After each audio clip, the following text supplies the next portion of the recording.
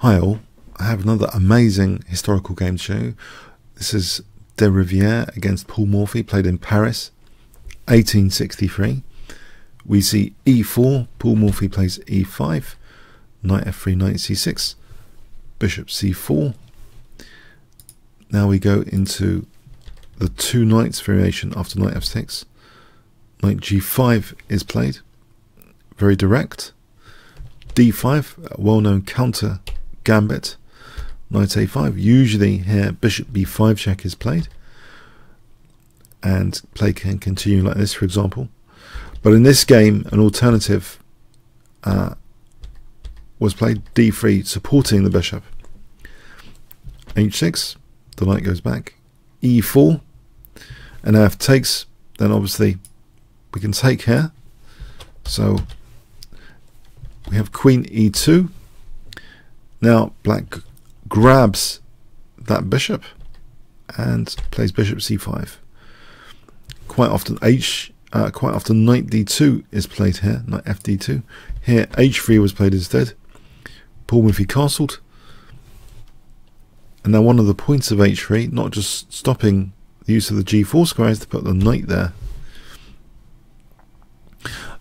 Interestingly, in this position there might be a very, very strong idea for black involving e3, which is known nowadays, e3 with the idea of knight e4, and even an improvement to that, c6.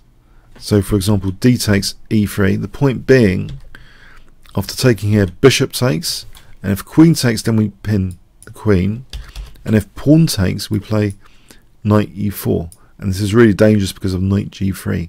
So that's a very interesting point, I thought, here. Technically, what's known nowadays. But in this game, Paul Morphy, he mirrored this knight h2 with knight h7, which does mean actually the f pawn is available to support the e pawn. Knight d2, we have f5, knight b3, hitting the bishop drops back. White castles, and now Paul Morphy gave up his dark square bishop. There's a little bit of controversy on this move, perhaps. It seems strange to give up the dark square bishop. Maybe knight g5 is a little bit safer, but anyway, the idea is to now play really super aggressively with f4, so sacrificing the e pawn here. But the big threat is f3, trying to damage white's king. That's right. So white can't take that because it's protected by the rook. So queen takes e4, knight g5 with tempo. So looking at h3 and hitting the queen. The queen played to d4. Maybe an improvement is queen d3, and white could actually hold this potentially with best play, it seems. But white played queen d4. Yeah, this is now a great opportunity for black, and Paul Morphy sees that opportunity here. Can you guess the crushing move that he played? If I give you 5 seconds to pause the video here.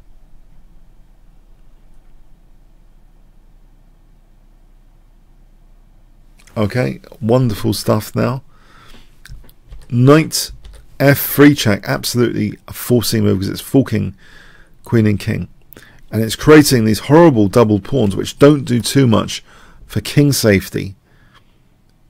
Yeah, it's breaking the connections along the third rank here for defense. If the queen wanted to defend h3, it's not happening now with these double pawns. We have queen h4 going in for the kill. Rook h1, bishop takes h3. And now white is in a really bad state. He can't run away here.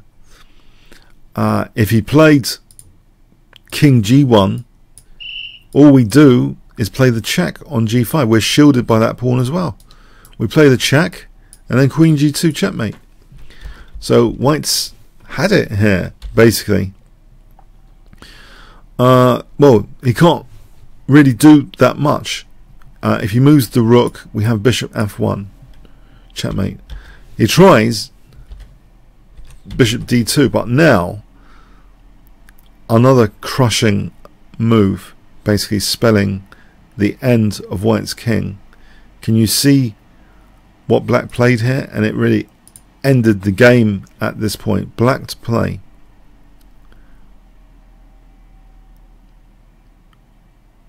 Okay, rook f6, just a simple rook left to cover the escape squares, which means once the escape squares are covered, bishop h3 to f1 will be checkmate. Yeah, simple as that. He made it look easy, Paul Morphy. So I'll give you an example. King g1. Well, we can use that, what we've previously looked at, queen g5 there. We don't even need the rook. And then queen g2. So there's no reasonable defense, basically. Yeah, this is there's absolutely no defense here, really, to rook g6.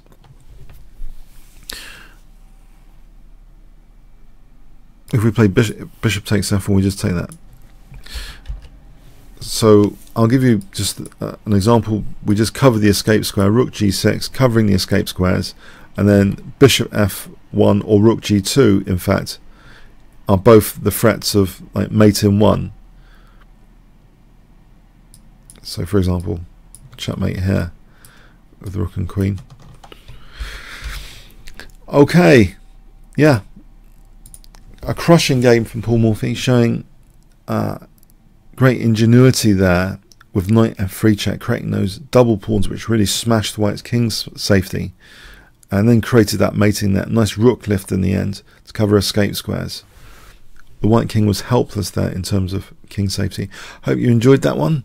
Comments, questions, like and shares appreciated. Thanks so much.